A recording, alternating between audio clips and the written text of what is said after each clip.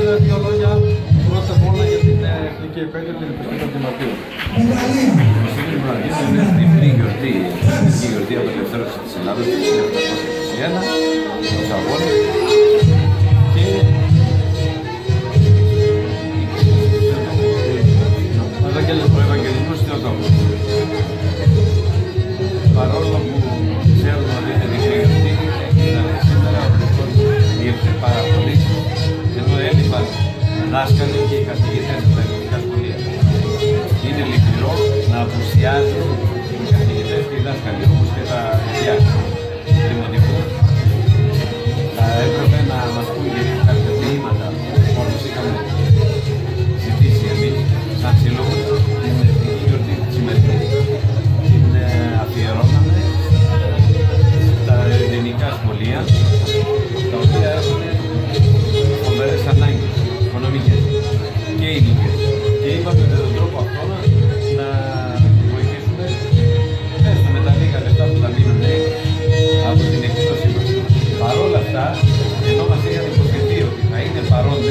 και με ποίηματα και με παρουσία και των γονέων, δεν ειδοποίησαν ούτε τις γονείς, ούτε ποίηματα μας είπαν τα παιδιά του Δημοτικού.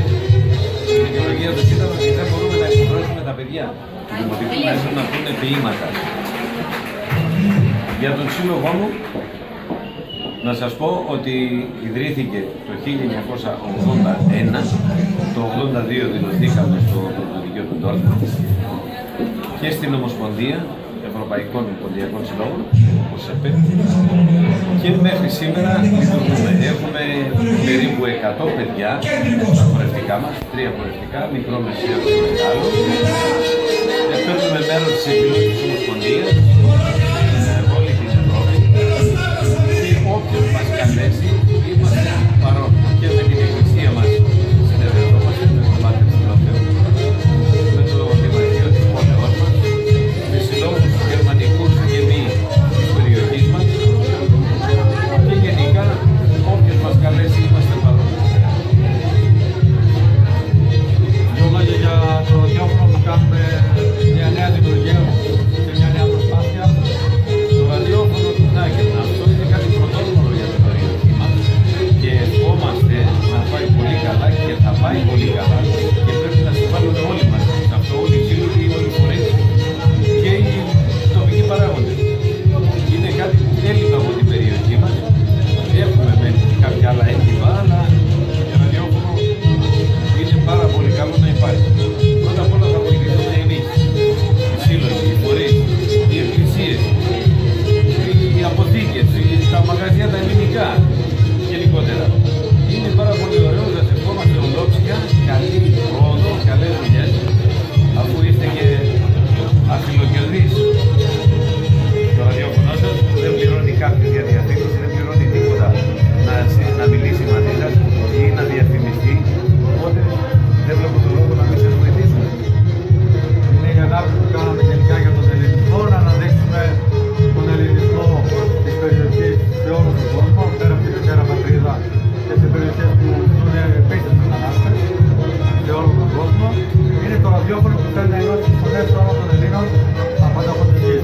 Κυρίες και κύριοι, ήταν μαζί μας ο πρόεδρος του Ποντιακού Συλλόγου Ντόρτμουντ και Περιχώρων, κύριος Ξενιτέας, κύριος Τσανταρίδης Γρηγόρης, για το ελληνικό ραδιόφωνο Χάγκερ της Γερμανίας. Γεια σας.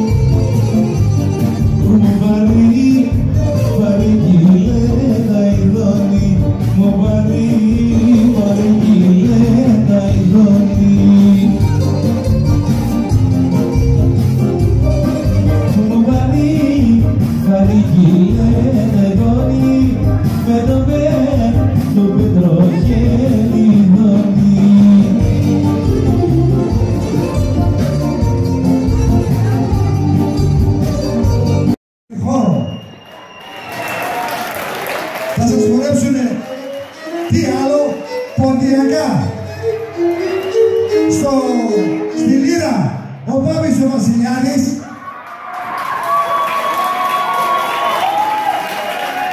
και εφόσον φωτώσει το ταούλι, ο Νίκος ο Πρεσίδης και εγώ. Ευχαριστώ. Πάμε τι μόνο.